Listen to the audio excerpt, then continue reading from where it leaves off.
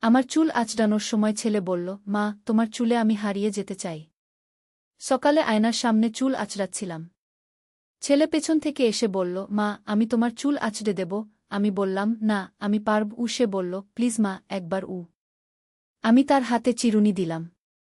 সে খুব আস্তে আস্তে আমার চুল আঁচড়াতে লাগল। আমি আয়নায় তার মুখ দেখছিলাম। তার চোখে অদ্ভুত একটা ভাব। চুল আঁচড়ানো শেষ করে সে বলল, মা, তোমার চুল এত সুন্দর।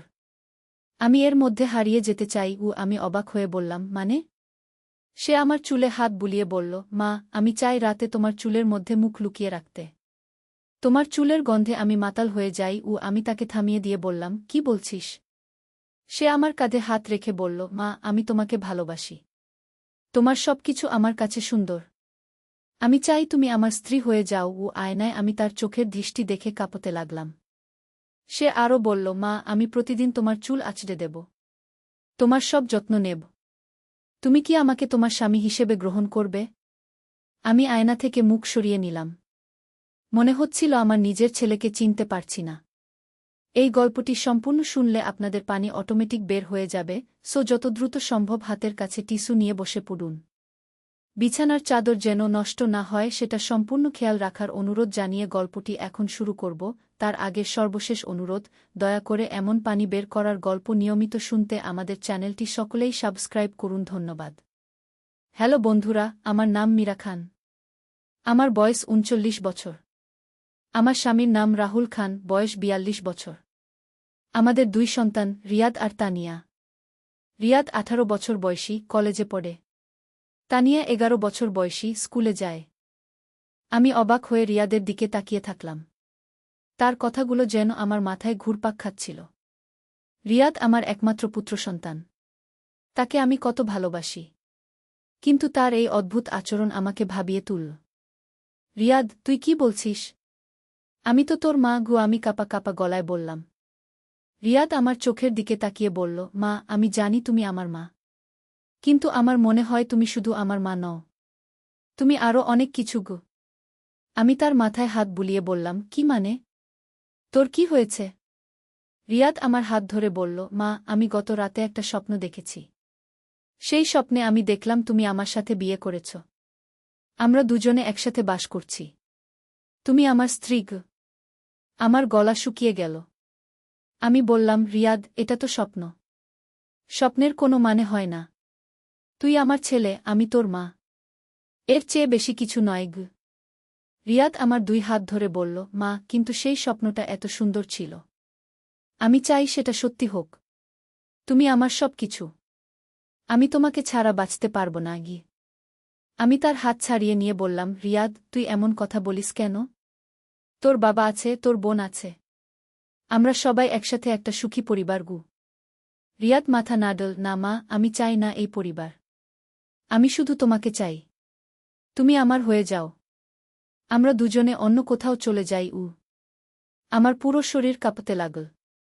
আমি বুঝতে পারছিলাম না এই পরিস্থিতিতে কি করব। রিয়াদের এই আচরণ একদমই স্বাভাবিক নয়। রিয়াদ, তুই একটু বিশ্রাম নে। তোর মাথা খারাপ হয়ে গেছে মনে হচ্ছে। কি আমি তাকে বলার চেষ্টা করলাম। কিন্তু রিয়াদ আমার কাছে আরও এগিয়ে এসে বলল, মা, আমার মাথা ঠিক আছে। আমি জানি কি চাই। আমি তোমাকে চাই। ঠিক তখনই নিচতলা থেকে রাহুলের গলা শুনতে পেলাম, মীরা, নাস্তা তৈরি হলো? আমি দ্রুত রিয়াদের কাছ থেকে সরে গিয়ে বললাম, হ্যাঁ, আসছি। তারপর রিয়াদের দিকে তাকিয়ে বললাম, তুই এখন তোর রুমে যা। আমরা পরে এ নিয়ে কথা বলব। রিয়াদ একটা লম্বা নিঃশ্বাস ছেড়ে বলল, ঠিক আছে মা। কিন্তু আমি আমার মন পরিবর্তন করব না। আমি দ্রুত নিচে নেমে গেলাম। রাহুল রান্নাঘরে বসে চা খাচ্ছিল। তানিয়া তার স্কুলের ড্রেস পরে প্রস্তুত হচ্ছিল। রাহুল আমার দিকে তাকিয়ে বলল, তোর মুখটা কেমন ফ্যাকাশে লাগছে। কিছু হয়েছে? আমি মাথা নাড়লাম, না, কিছু না। একটু মাথা ব্যথা করছে। তানিয়া আমার কাছে এসে বলল, মা, আজ আমার স্কুলে অ্যানুয়াল ফাংশন। তুমি আসবে তো? আমি তার মাথায় হাত বুলিয়ে বললাম, অবশ্যই যাব মা। রাহুল উঠে দাঁড়িয়ে বলল, আমি অফিসে যাচ্ছি। সন্ধ্যায় আসব। তারপর সে তানিয়াকে বলল, চল, তোকে স্কুলে দিয়ে আসি। তারা দুজনে বেরিয়ে গেলে আমি একা হয়ে গেলাম। রিয়াদ এখনও তার রুমে। আমি ভাবতে লাগলাম কি করব। হঠাৎ রিয়াদ নিচে নেমে এল। সে আমার কাছে এসে বলল, মা, আমি তোমার সাথে কথা বলতে চাই। আমি বললাম, রিয়াদ, তুই সকালে যা বলেছিলি সেগুলো ভুল। একটা ছেলের তার মায়ের প্রতি এমন অনুভূতি থাকা উচিত নয় গে। রিয়াদ আমার হাত ধরে বলল, মা, কিন্তু আমি কিছুই করতে পারি না। আমার মন তোমাকে ছাড়তে চায় না। আমি তার হাত ছাড়িয়ে বললাম, রিয়াদ, তুই কি জানিস তুই কি বলছিস? আমি তোর মা, তোর জন্মদাত্রী। তুই আমার গর্ভে এসেছিস। আমি তোকে এই পৃথিবীতে এনেছি গু। রিয়াদ বলল, মা, আমি সব জানি, কিন্তু তবুও আমি তোমাকে ভালোবাসি। শুধু মা হিসেবে নয়, একটা নারী হিসেবেও। আমার চোখে পানি এসে গেল। আমি বললাম, রিয়াদ, তুই এমন কথা বলিস কেন? আমার খুব কষ্ট লাগছে গু। রিয়াদ আমার চোখের পানি মুছে দিতে চাইল। আমি তার হাত সরিয়ে দিলাম। মা, আমি তোমাকে কষ্ট দিতে চাই না। আমি শুধু চাই তুমি আমাকে বুঝো। রিয়াদ বলল। আমি বললাম, রিয়াদ, আমি তোকে বুঝি। তুই হয়তো কনফিউজড। তোর বয়সে এমন হতে পারে। কিন্তু তুই যা চাইছিস সেটা কখনই সম্ভব নয় গে। রিয়াদ আমার সামনে বসে পড়ল। সে বলল, মা, তুমি কি জানো আমি প্রতি রাতে তোমার স্বপ্ন দেখি? সেই স্বপ্নে তুমি আমার স্ত্রী। আমরা একসাথে ঘুমাই, সকালে একসাথে উঠি গু। আমার মাথা ঘুরতে লাগল। আমি চেয়ারে বসে পড়লাম। রিয়াদ, তুই এসব কথা বলা বন্ধ কর। আমার অসুস্থ লাগছে। আমি বললাম। রিয়াদ আমার কাছে এসে বলল, মা, আমি তোমাকে অসুস্থ করতে চাই না। আমি তোমাকে সুখী করতে চাই। আমি বললাম, রিয়াদ, তুই যদি সত্যিই আমাকে সুখী করতে চাও তাহলে এইসব কথা ভুলে যা। একটা ভালো ছেলের মতো আচরণ কর। কিন্তু রিয়াদ মাথা নাড়ল। না মা, আমি পারব না। তোমার প্রতি আমার এই অনুভূতি দিন দিন বাড়ছে গে। ঠিক তখনই আমার ফোনে কল এল। আমি দেখলাম আমার মা কল করেছে। আমি ফোন রিসিভ করলাম। হ্যালো মা। মীরা, তুই কেমন আছিস? গলার স্বর কেমন যেন লাগছে গিউ, আমার মা বলল। আমি বললাম, হ্যাঁ মা, একটু ঠান্ডা লেগেছে ইউ। আচ্ছা শোনো, আমার একটা জরুরি কাজ আছে। তুই কি আজকে আমার বাসায় আসতে পারবি? মা বলল। আমি বললাম, হ্যাঁ মা, আসতে পারি। কি কাজ? আসলে তোর নানির পুরনো ট্রাঙ্কটা আমি খুলেছি। সেখানে অনেক পুরনো কাগজপত্র পেয়েছি।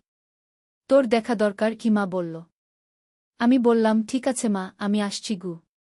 ফোন রেখে আমি রিয়াদের দিকে তাকালাম। সে এখনও আমার পাশে বসে আছে। রিয়াদ, আমি তোর নানির বাড়ি যাচ্ছি। তুই বাড়িতে থাক। আমি বললাম। রিয়াদ বলল, মা, আমিও যাব। আমি বললাম, না, তুই থাক। আমি একা যাব। রিয়াদ জিদ করতে লাগল, না মা, আমি তোমার সাথে যাব। আমি বুঝতে পারলাম রিয়াদ আমাকে একা ছাড়তে চাইছে না। আমি তাকে নিয়ে যেতে রাজি হলাম। আমরা দুজনে বেরিয়ে রিকশায় উঠলাম। পুরো রাস্তায় রিয়াদ আমার পাশে বসে কিছুই বলল না। কিন্তু আমি অনুভব করতে পারছিলাম সে আমার দিকে তাকিয়ে আছে। আমার মায়ের বাড়ি পৌঁছে আমরা ভেতরে গেলাম। মা দরজা খুলে দিয়ে বলল, এসো এসো। রিয়াদও এসেছে। রিয়াদ নানির পা ছুঁয়ে সালাম করল। নানি তার মাথায় হাত দিয়ে আশীর্বাদ করল। আয় মীরা, এদিকে আয়। ট্রাঙ্কটা এখানে। মা আমাকে ডাকল। আমি ট্রাঙ্কের কাছে গেলাম। সেখানে অনেক পুরনো কাগজপত্র, ছবি আর চিঠি পড়ে আছে। মা একটা চিঠি তুলে নিয়ে বলল, এই চিঠিটা দেখ। এটা তোর নানার লেখা। তোর নানির কাছে পাঠিয়েছিল ও। আমি চিঠিটা পড়তে শুরু করলাম। চিঠিতে নানা তার প্রেমের কথা লিখেছিল। কত সুন্দর ভাষায় ভালোবাসার কথা বলেছিল।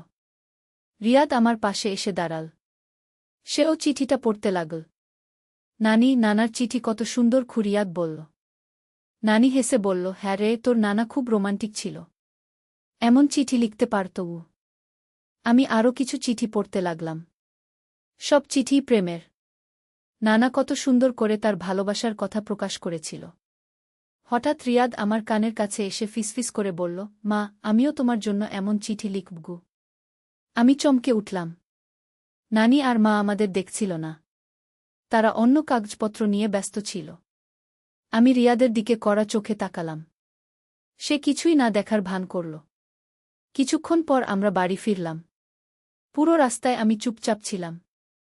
রিয়াদও কিছু বলল না। বাড়ি পৌঁছে আমি রান্নাঘরে গিয়ে রান্না করতে লাগলাম। রিয়াদ তার রুমে গিয়ে পড়াশোনা করতে বসল। সন্ধ্যায় রাহুল অফিস থেকে ফিরল। তানিয়াও স্কুল থেকে এসে গেল। আমরা সবাই একসাথে রাতের খাবার খেলাম। খাওয়ার সময় রিয়াদ মাঝে মাঝে আমার দিকে তাকাচ্ছিল। আমি তার দৃষ্টি এড়িয়ে চলার চেষ্টা করলাম। খাওয়া শেষে রাহুল টিভি দেখতে বসল। তানিয়া তার হোমওয়ার্ক করতে গেল। আমি থালাবাসন ধুতে লাগলাম। রিয়াদ রান্নাঘরে এসে বলল, মা, আমি তোমাকে সাহায্য করব। আমি বললাম, না, তুই যা, আমি করে নিচ্ছি গু। কিন্তু রিয়াদ চলে গেল না। সে আমার পাশে দাঁড়িয়ে রইল। মা, আজ নানার চিঠি পড়ে আমার খুব ভালো লেগেছে, রিয়াদ বলল। আমি কোনো জবাব দিলাম না। আমি থালা ধুতেই থাকলাম। মা, আমিও তোমার জন্য এমন চিঠি লিখব, রিয়াদ আবার বলল। আমি তার দিকে তাকিয়ে বললাম, রিয়াদ, তুই এসব বাজে কথা বলিস কেন? রিয়াদ বলল, মা, এগুলো বাজে কথা নয়। আমার মন থেকে বলছি গি। আমি থালা ধোয়া বন্ধ করে তার দিকে ঘুরলাম।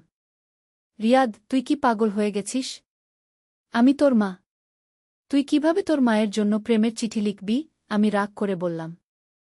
রিয়াদ মাথা নিচু করে বলল, মা, আমি জানি এটা ভুল। কিন্তু আমি কিছুই করতে পারি না গে। আমি গভীর নিঃশ্বাস ফেলে বললাম, রিয়াদ, তুই একটা ডাক্তার দেখা। তোর মানসিক চিকিৎসা দরকার। রিয়াদ চমকে বলল, না মা, আমার কোনো সমস্যা নেই। আমি ঠিক আছি। আমি বললাম, না, তুই ঠিক নেই।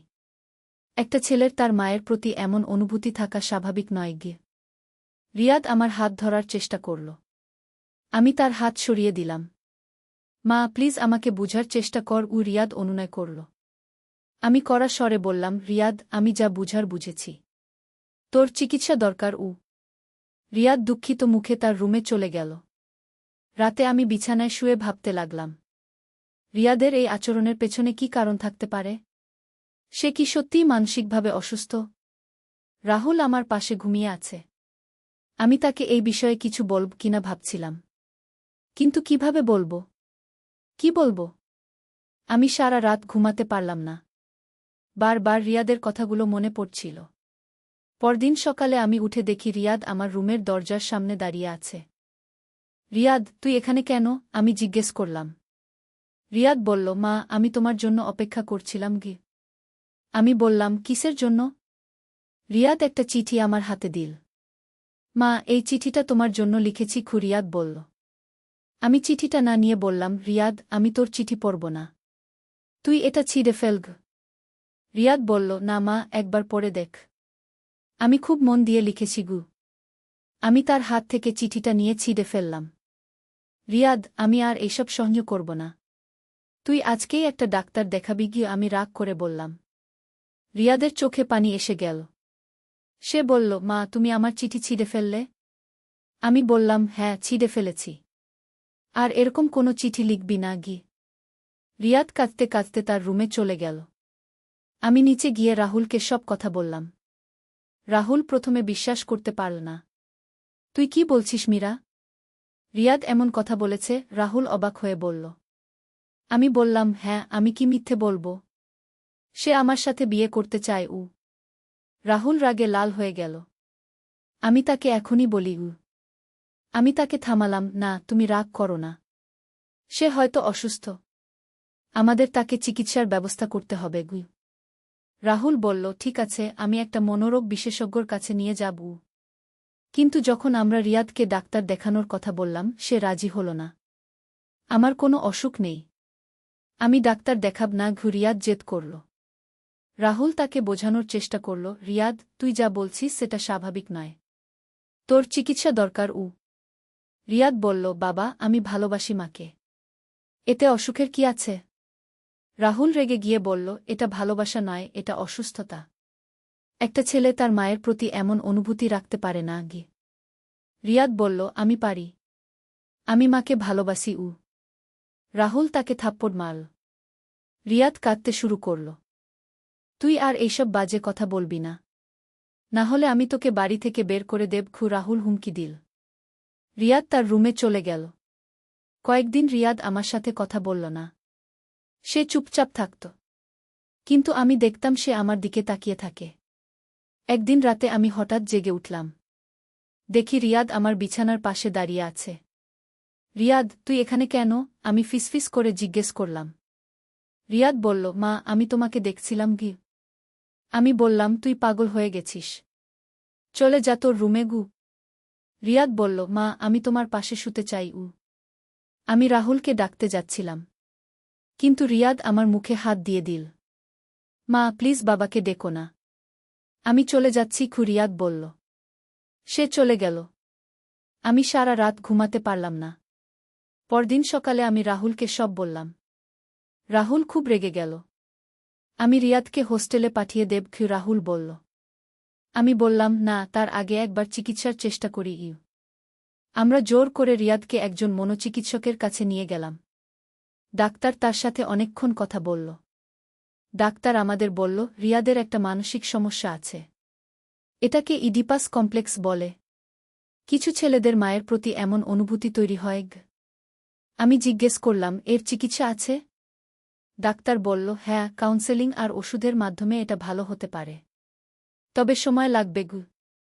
আমরা রিয়াদের চিকিৎসা শুরু করলাম, কিন্তু সে ডাক্তারের কথা শুনতে চাইত না। আমার কোনো অসুখ নেই, আমি মাকে ভালোবাসি, এটাই স্বাভাবিক, রিয়াদ বলত।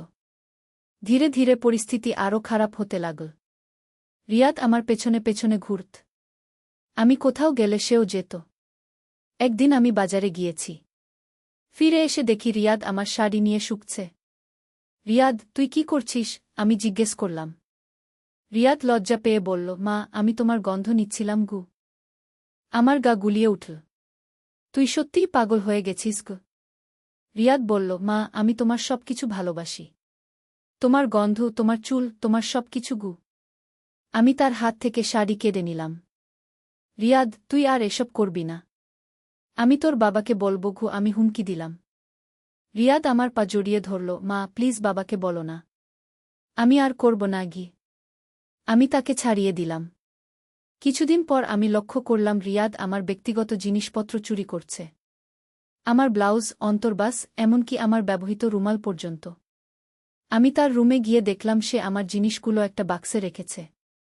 রিয়াদ, এগুলো কি? আমি রেগে গিয়ে বললাম। রিয়াদ লজ্জা পেয়ে বলল, মা আমি এগুলো সংগ্রহ করেছি। আমি সব জিনিস নিয়ে এলাম। রাহুলকে সব বললাম। রাহুল এবার খুবই রেগে গেল। আমি আর সহ্য করতে পারব না। রিয়াদকে হোস্টেলে পাঠিয়ে দেব। কিন্তু রিয়াদ হোস্টেলে যেতে রাজি হল না। সে বলল, আমি মাকে ছেড়ে কোথাও যাব না। পরিস্থিতি এমন পর্যায়ে পৌঁছাল যে আমি বাড়িতে একা থাকতে ভয় পেতাম। রিয়াদ সবসময় আমার পেছনে থাকত। একদিন আমি গোসল করছিলাম। হঠাৎ বাথরুমের দরজায় শব্দ হল। আমি দেখি রিয়াদ দরজার ফাঁক দিয়ে আমাকে দেখছে। রিয়াদ, আমি চিৎকার করে উঠলাম। রিয়াদ দৌড়ে চলে গেল। আমি তাড়াতাড়ি কাপড় পরে বেরিয়ে এলাম। রাহুল অফিসে, তানিয়া স্কুলে। আমি রিয়াদকে ডেকে বললাম, রিয়াদ তুই কি করছিলি? রিয়াদ মাথা নিচু করে রইল। তুই আমার গোসলের সময় আমাকে দেখছিলি? আমি জিজ্ঞেস করলাম। রিয়াদ কোনো জবাব দিল না। আমি তাকে থাপ্পড় মারলাম। তুই এত নিচে নেমেছিস? রিয়াদ কাঁদতে শুরু করল। মা আমি কিছু করিনি। আমি শুধু তোমাকে দেখতে চেয়েছিলাম। আমি বললাম, এটা খুবই খারাপ কাজ। একটা ছেলে তার মাকে এভাবে দেখতে পারে না। রিয়াদ বলল, মা আমি জানি এটা ভুল, কিন্তু আমি নিজেকে সংযত রাখতে পারি না। আমি বুঝতে পারলাম রিয়াদের অবস্থা আরও খারাপ হয়েছে। আমি রাহুলকে ফোন করে সব বললাম। রাহুল তাড়াতাড়ি বাড়ি এল। সে রিয়াদকে ডেকে বলল, রিয়াদ তুই যা করেছিস সেটা অত্যন্ত নিকৃষ্ট কাজ। আমি আর তোকে এই বাড়িতে রাখতে পারব না। রিয়াদ কাঁদতে কাঁদতে বলল, বাবা আমি আর কোথাও যাব না। আমি মাকে ছাড়তে পারব না। রাহুল বলল, তুই যাবি। আমি তোর জন্য একটা হোস্টেলের ব্যবস্থা করব। রিয়াদ আমার পা জড়িয়ে ধর। রিয়াদ বলল, মা আমি বুঝতে পেরেছি আমার ভুল। একটা ছেলের তার মায়ের প্রতি সেরকম অনুভূতি থাকা উচিত নয়। আমি বললাম, হ্যাঁ বাবা তুই এখন ঠিক বুঝেছিস। রিয়াদ আবার তার স্বাভাবিক জীবনে ফিরে গেল।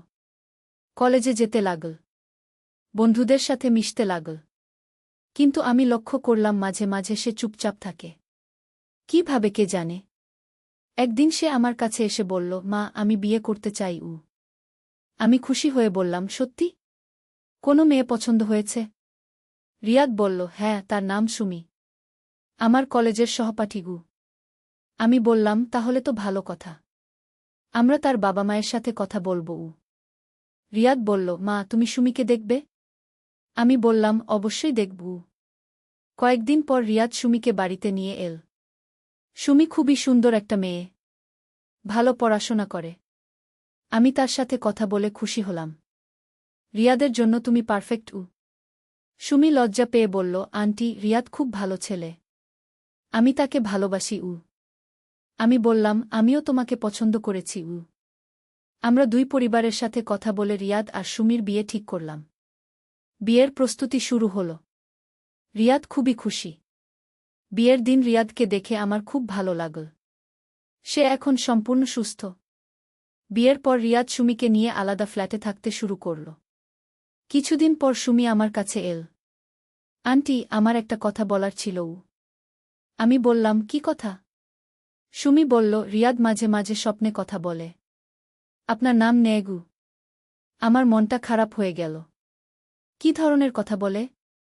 সুমি বলল, সে বলে, মা, আমি তোমাকে ভালোবাসি, তুমি আমার কাছে এসো। আমি চিন্তিত হয়ে পড়লাম। রিয়াদ কি এখনো সুস্থ হয়নি? আমি রিয়াদকে ডেকে জিজ্ঞেস করলাম, রিয়াদ, তুই কি এখনো আমার কথা ভাবিস? রিয়াদ একটু অস্বস্তি বোধ করে বলল, না মা, আমি এখন সুমিকে ভালোবাসি। আমি বললাম, তাহলে তুই রাতে স্বপ্নে আমার নাম নিয়ে কথা বলিস কেন? রিয়াদ চমকে উঠল। সুমি তোমাকে বলেছে? আমি বললাম, হ্যাঁ বলেছে। রিয়াদ মাথা নিচু করে বলল, মা, আমি জানি না কেন এমন হয়। আমি চেষ্টা করি না ভাবতে, কিন্তু মাঝে মাঝে স্বপ্ন দেখি। আমি বললাম, রিয়াদ, তোর আবার ডাক্তার দেখানো উচিত কি? রিয়াদ বলল, না মা, আমি ঠিক আছি, শুধু মাঝে মাঝে স্বপ্ন দেখি। আমি বুঝতে পারলাম রিয়াদের সমস্যা পুরোপুরি ভালো হয়নি। কিন্তু কয়েক মাস পর সুমি গর্ভবতী হল। রিয়াদ খুবই খুশি হল। মা, আমি বাবা হতে যাচ্ছি। রিয়াদ আমাকে বলল। আমি বললাম, তোর খুব যত্ন নিতে হবে সুমির। রিয়াদ বলল, হ্যাঁ মা, আমি খুব যত্ন নেব। সুমির সন্তান হওয়ার পর রিয়াদ সম্পূর্ণ পরিবর্তন হয়ে গেল।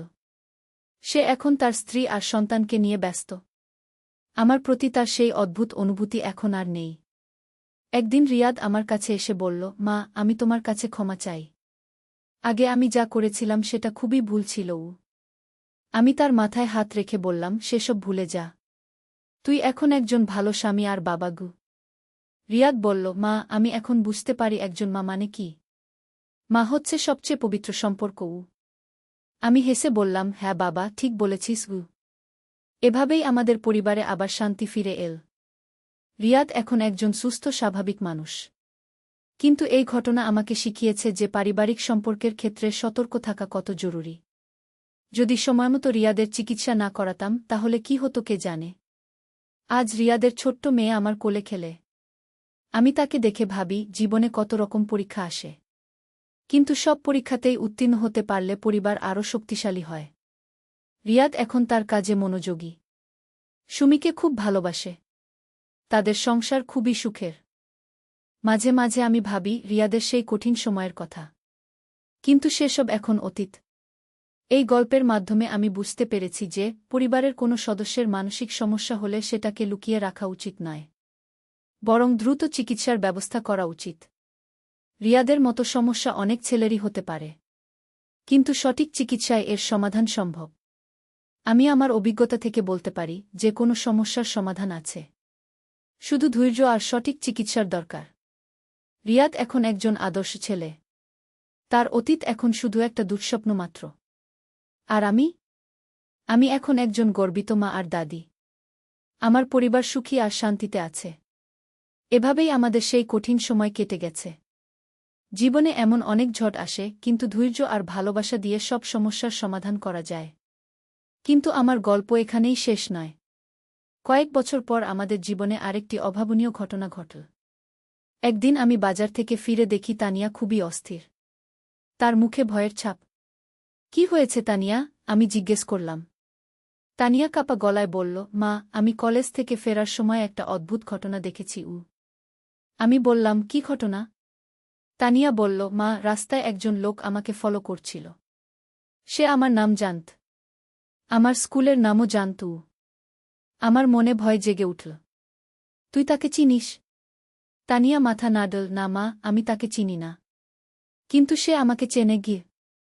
আমি বললাম, সে তোকে কি বলেছিল? তানিয়া বলল, সে বলেছিল, তানিয়া, তোমার মায়ের সাথে আমার দেখা করতে হবে। আমার কাছে তার জন্য একটা গুরুত্বপূর্ণ খবর আছে। আমি অবাক হলাম। আমার জন্য খবর? কি খবর? তানিয়া বলল, আমি জিজ্ঞেস করেছিলাম। কিন্তু সে বলেনি। শুধু বলেছিল, তোমার মাকে বলো মীরা খানের অতীত সম্পর্কে আমার কাছে গুরুত্বপূর্ণ তথ্য আছে। আমার পুরো শরীর কাঁপতে লাগল। আমার অতীত? কোন অতীত? তানিয়া, সেই লোকটা কেমন দেখতে? আমি জিজ্ঞেস করলাম। তানিয়া বলল, মা, বয়স প্রায় 50-এর কাছাকাছি। লম্বা, পাতলা। গায়ের রং ফর্সা। চোখে চশমাগু। এই বর্ণনা শুনে আমার মাথায় একটা নাম এল। কিন্তু সেটা সম্ভব নয়। সে তো। মা, তুমি কি ভাবছ? তানিয়া জিজ্ঞেস করল। আমি বললাম, কিছু না। তুই ভয় পেজো না। আমি তোর বাবাকে বলবো। রাতে রাহুল অফিস থেকে ফিরলে আমি তাকে সব বললাম। রাহুল বলল, কে হতে পারে এই লোকটা? তোর কোনো ধারণা আছে? আমি দ্বিধা করে বললাম, হয়তো কোনো ভুল বুঝাবুঝি গিয়ে। কিন্তু রাহুল বুঝতে পারল আমি কিছু লুকাচ্ছি। মীরা, তুই কি লুকাচ্ছিস? তোর অতীতে কি এমন আছে যা আমি জানি না? রাহুল জিজ্ঞেস করল। আমি গভীর নিঃশ্বাস ফেলে বললাম, রাহুল, আমার কলেজ জীবনে একটা ঘটনা ঘটেছিল। আমি সেটা তোমাকে কখনো বলিনি গিয়ে। রাহুল অবাক হয়ে বলল, কি ঘটনা? আমি বললাম, আমার কলেজের একজন স্যার ছিল। তার নাম ছিল প্রফেসর আকরাম। সে আমাকে নিয়ে খারাপ উদ্দেশ্য ছিল। রাহুল বলল, তারপর কি হয়েছিল? আমি বললাম, একদিন সে আমাকে তার অফিসে ডেকে নিয়ে চেষ্টা করেছিল। রাহুল রেগে গিয়ে বলল, তুই কেন আমাকে বলিসনি? আমি বললাম, কারণ আমি সেটা চাইনি। আমি তাকে থামিয়ে দিয়েছিলাম। আর কলেজের হেড স্যারকে সব বলেছিলাম। রাহুল বলল, তারপর? আমি বললাম, হেড স্যার তাকে চাকরি থেকে বরখাস্ত করে দিয়েছিল। তারপর থেকে সে আমাকে হুমকি দিতে থাকে। কিন্তু কলেজ শেষ হওয়ার পর আমি আর তার খোঁজ রাখিনি। রাহুল বলল, তুই মনে করিস সেই লোকটা এই প্রফেসর আকরাম? আমি বললাম, তানিয়ার বর্ণনা শুনে মনে হচ্ছে। রাহুল বলল, আমি কাল পুলিশে রিপোর্ট করব। আমি বললাম, না, আগে দেখি সে আসলেই কে। হয়তো অন্য কেউ। পরদিন সকালে আমি তানিয়াকে কলেজে পাঠালাম। কিন্তু আমি নিজেও গোপনে তার পেছনে গেলাম। তানিয়া কলেজ গেট দিয়ে ঢুকে গেল। আমি বাইরে অপেক্ষা করতে লাগলাম। প্রায় 1 ঘণ্টা পর একটা লোক এসে কলেজের গেটের কাছে দাঁড়াল। তার দিকে তাকিয়ে আমার শ্বাস বন্ধ হয়ে গেল। এ তো সত্যিই প্রফেসর আকরাম। তার চেহারা অনেক পরিবর্তন হয়েছে। চুল পেকে গেছে। কিন্তু তবুও আমি তাকে চিনতে পারলাম। আমি তার কাছে গিয়ে বললাম, আপনি এখানে কি করছেন? প্রফেসর আকরাম আমাকে দেখে হেসে বলল, মীরা, কতদিন পর দেখা গু। আমি কড়া গলায় বললাম, আপনি আমার মেয়েকে ফলো করছেন কেন? আকরাম বলল, আমি তোমার সাথে কথা বলতে চাই।